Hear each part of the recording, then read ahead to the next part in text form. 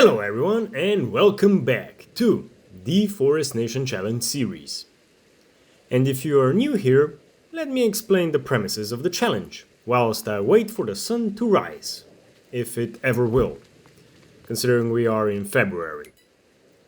Anyway, I was wondering how many trees are there in the Silverrun Forest Map, so I decided to find out by painstakingly cutting each and every single one of them on the map.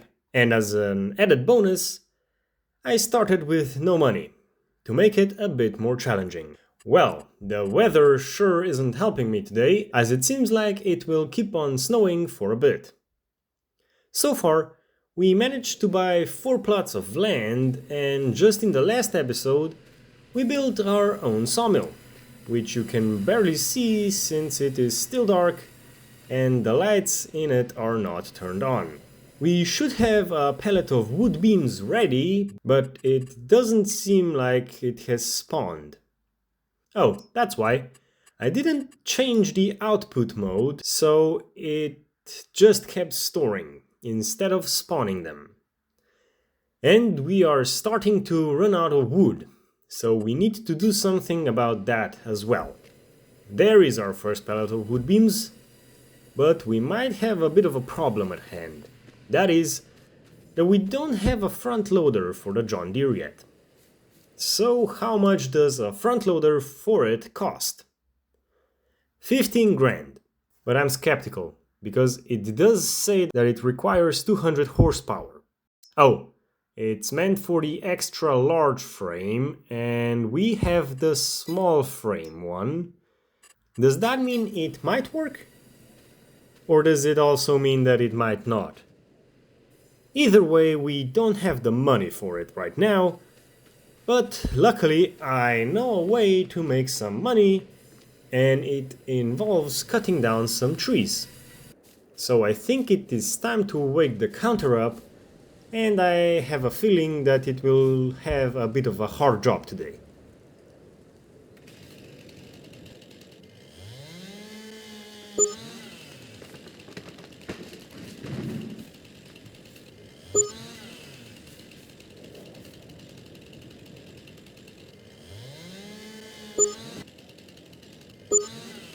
That was a few for a warm-up, and now that I have cut them into manageable sized pieces, we can get the old Massey with the winch to drag them into the sawmill.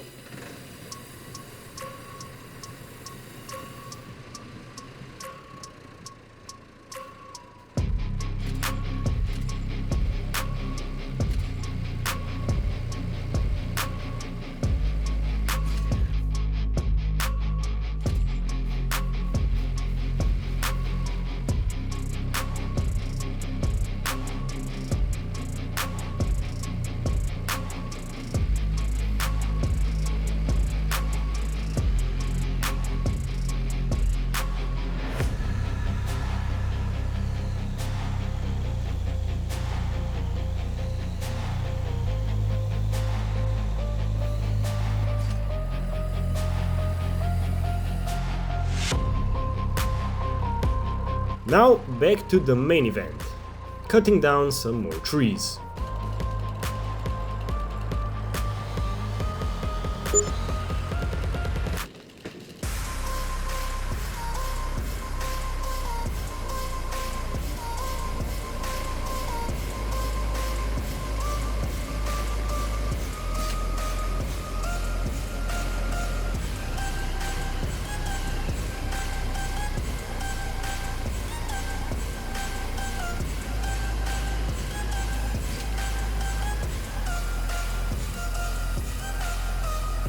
Here we go.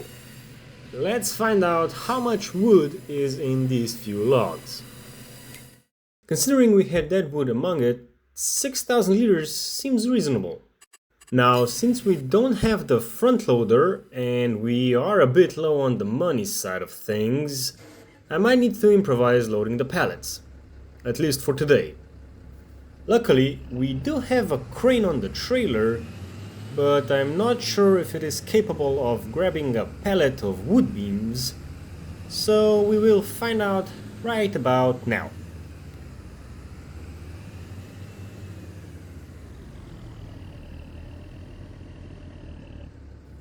I just hope I haven't parked too close to the roof. I think this will decide if I am worthy to call myself a pro crane operator.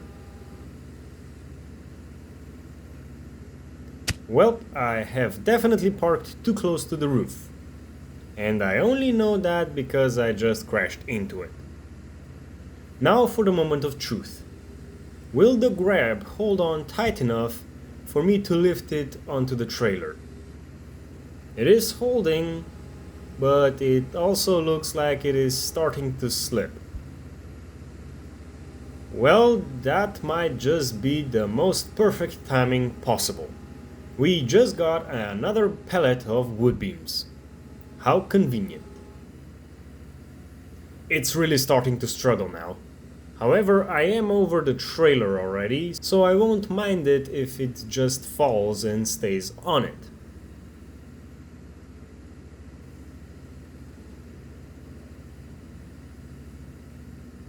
Just as I have planned it to happen.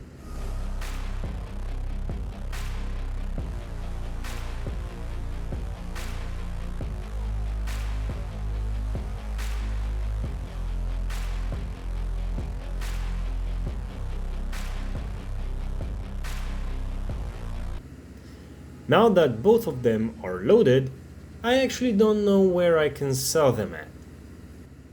Elm Creek does have the best price, but you need to rent a train and I don't want to lose time waiting for the train, loading it and then driving it to the end. Oh right, I forgot about this. There's a roller coaster. It has the worst price, but at least I'll be restoring it. And it is still a lot of money per ton, so I'm not gonna complain.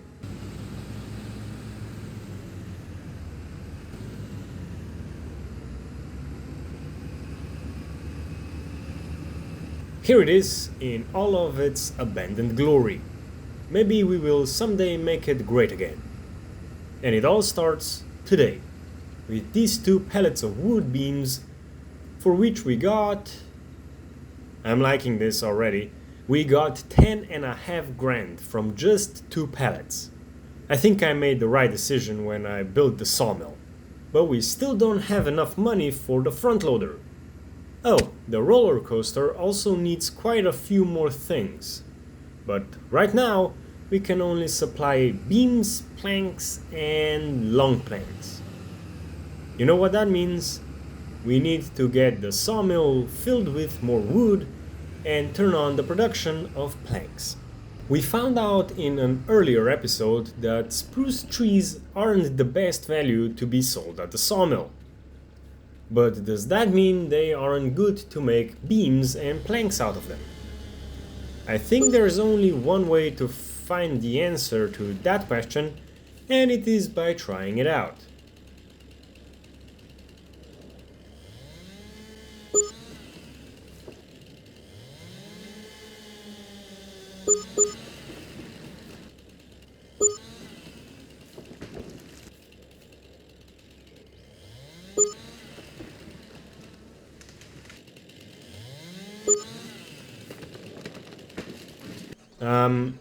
I just went a bit ham and chopped down a bunch of trees. Mostly spruce ones, but also the annoying to handle ones, which we have a lot of. And since we are so close to the sawmill, I won't even bother to cut them into logs, and I will just drag the whole trees to it. It just seems easier and involves less hackling.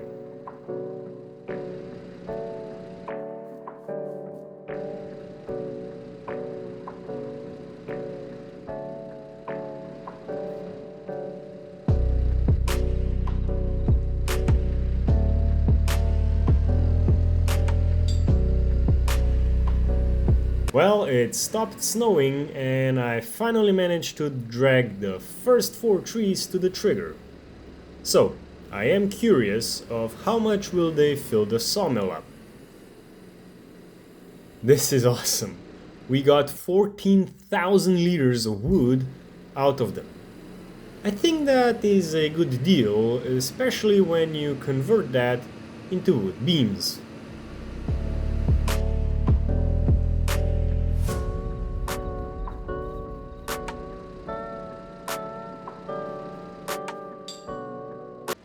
You might be wondering right now how I got myself in this sticky situation.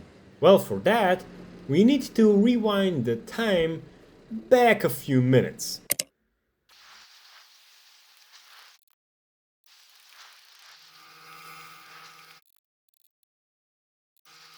I was just chopping down the big old oak tree and something was weird. When I tried to winch it closer to the skidder, but it wouldn't budge. And I thought, that was weird. Well, I have the grab, so I might as well pick it up and pull it that way. And everything was going great. But all of a sudden, the tree slid down the cliff. And I went with it. And now I got stuck on some pine trees. That is the whole story. So now I need to cut down some more trees so that we can get a tree unstuck.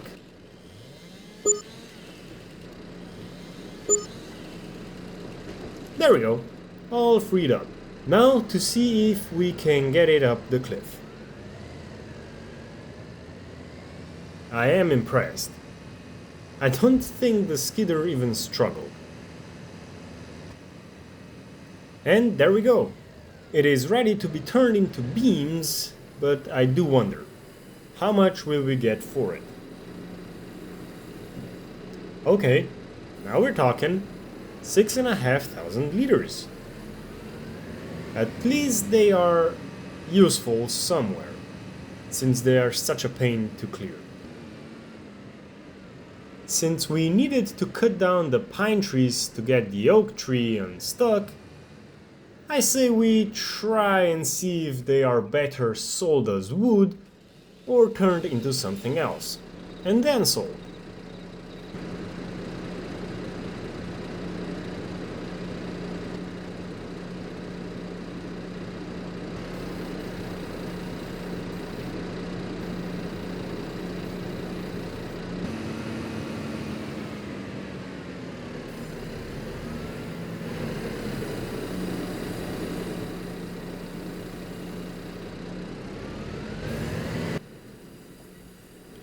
Now that is interesting. We only got 2,500 liters of wood out of them. So this makes it official. Oak and spruce trees are better to be processed and then sold, whilst pine trees are better off being sold straight off the forest ground. Oh, I have forgotten to activate the long planks and the regular planks production. At least I found out right now, and not at the end of the day. We can now also get rid of these trees along the road that I didn't want to deal with until we either got a wood chipper or the sawmill.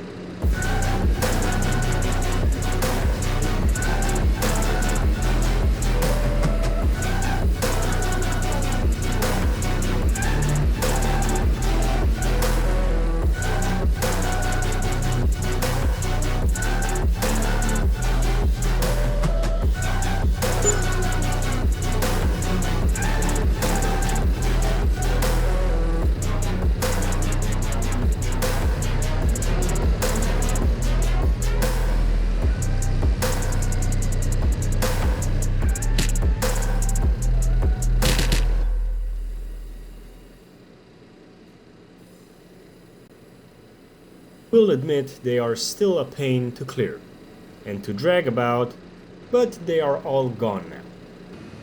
Oh yeah, there are still some spruce trees left over here. I think that we broke the record today for the most trees chopped down in a single episode. By a lot. Actually, we cut down more trees today than we did in the first 6 months of the challenge. So let that sink in.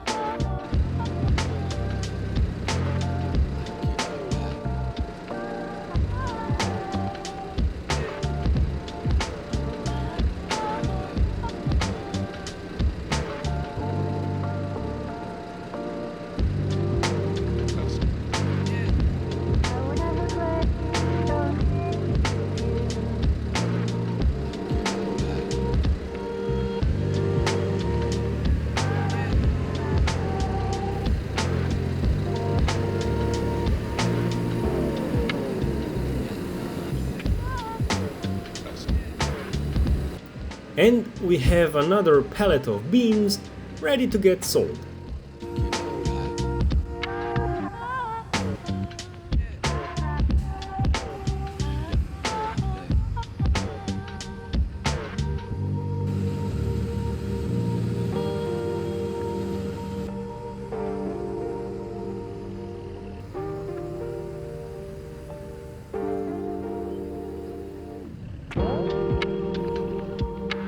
I think I parked far enough from the roof this time so that we won't have problems. Wait, I think I can move the pillars on the trailer. Yes! There we go. This should be better for the pallets.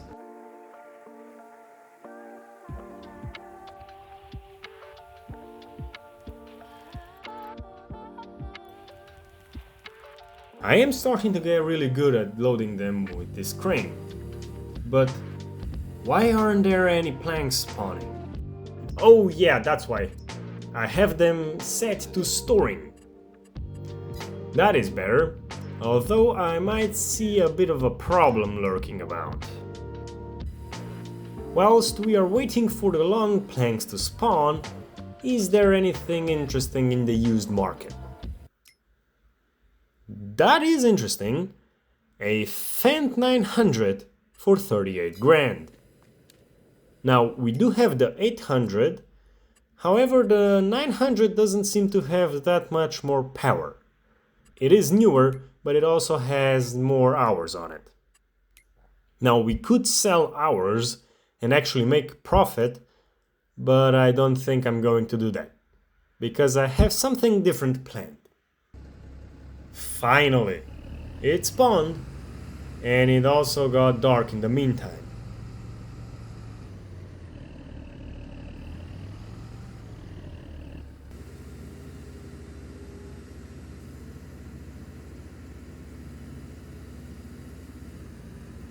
Yeah, I knew this might be a bit of a problem. The crane doesn't quite reach the pallet. It's time to do some sketchy stuff. Do-da, do-da. And the trailer's on 2 wheels, do-pa-dee-da-doo. There we go, just barely reached it. I just hope that this is the last time we need to do this. Okay, we got the beams and the long planks loaded. I won't, however, do all this again for the planks. Plus, we are kind of running out of time today, so yeah. I'm just gonna go straight to the roller coaster and deal with that tomorrow.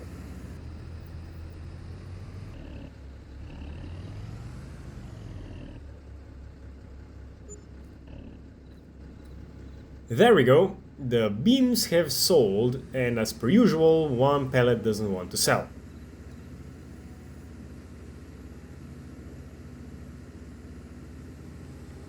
And a small nudge later, we have another 8 grand added to the bank account.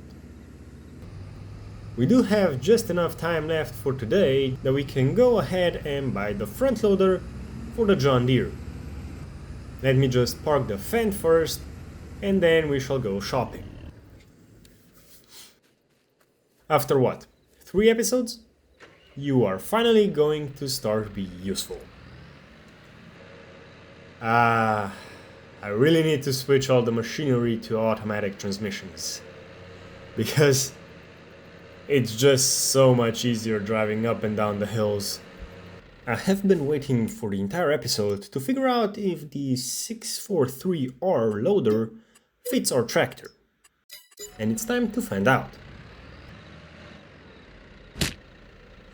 First, I need to figure out how to attach it without crashing into it first. That's a bit better. And it does fit. And it also works. However, this is what I was afraid of.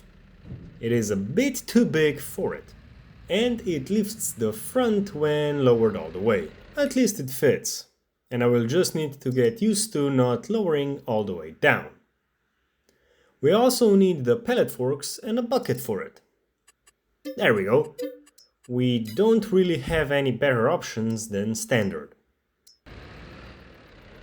But can I get them both to the yard at the same time though? 1 hour later!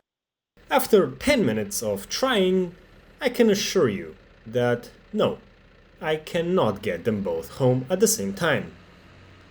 Actually, I could have taken the bucket and the forks home separately and still have time left.